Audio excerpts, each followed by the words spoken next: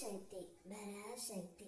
ஏன் அன்பு தங்கமே, உன்னை வேண்டாம் என்று உதறி தள்ளிய உன்னுடைய உறவு, உன்னை கண்ணீர் வடிக்க வைத்த அந்த உறவு, உன்னுடைய நிம்மதி இல்லாத இந்த வாழ்க்கைக்கு காரணமான அந்த உறவு இப்பொழுது எந்த நிலையில் இருக்கின்றார் என்பது உனக்கு தெரியுமா தங்கமே? நான் சொல்வதை கேள், உனக்கே புரியும். நீ அவரின் மீது அளவு கடந்த அன்பு வைத்தாய், பாசம் கண்மூடித்தனமாக வைத்தாய். அன்பு எப்போதும் நிலையாக இருக்க வேண்டும் என்பதை மறந்து அதீத அன்பும் கண்மூடித்தனமான நம்பிக்கையும் வைத்து அவரே என் உலகம் என்று நீ இருந்தாய்.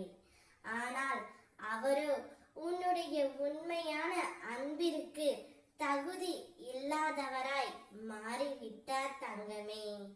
உன்னுடைய அன்பை புரிந்து கொள்ளாமல் உன்னை விட்டு சென்று விட்டார். ஆனாலும் இன்று வரை நீ அவரின் அன்பிற்கு அடிமை ஆனதாக மறக்க முடியாமல் கடந்த கால நினைவுகள் உன்னை வந்து வீழ்த்தி கொண்டு இருக்கின்றது. அதை நினைத்து நினைத்து இன்றளவும் கண்ணீர் வடித்து கொண்டு இருக்கின்றாய். அம்மா, நான் அவரை மறக்க வேண்டும், எனக்கு அந்த சக்தியை கொடுங்கள் என்று என்னிடம் நீ வேண்டி வருகின்றாய் தங்கமே. உன்னுடைய அத்தனை நிலைமையும் அறிந்து நான் உன்னிடம் இப்பொழுது பேச வந்து உள்ளேன்.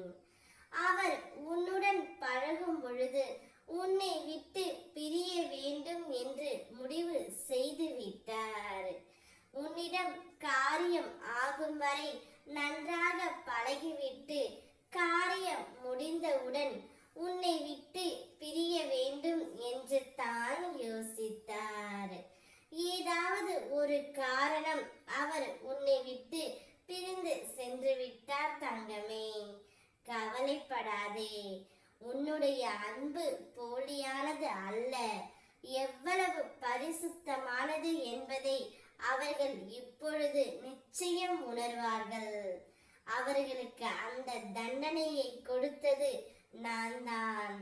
உன்னுடைய அன்பை எண்ணி ஒவ்வொரு நாளும் அழுது கொண்டு தான் இருக்கின்றார்கள். காலத்தை போல பழிவாங்க யாராலும் முடியாது என்ற உண்மையை நீ அறிந்திருப்பாய். அவர்களும் இப்பொழுது அதை உணர்ந்து கொண்டு தான் இருக்கின்றார்கள் தங்கமே. எதையும் நினைத்து கவலைப்படாமல் வாழ்க்கையை சந்தோஷமாக ஏற்றுக்கொள் தங்கமே. அனைத்தும் நல்லதாகவே நடக்கும். ஓம் சக்தி பராசக்தி.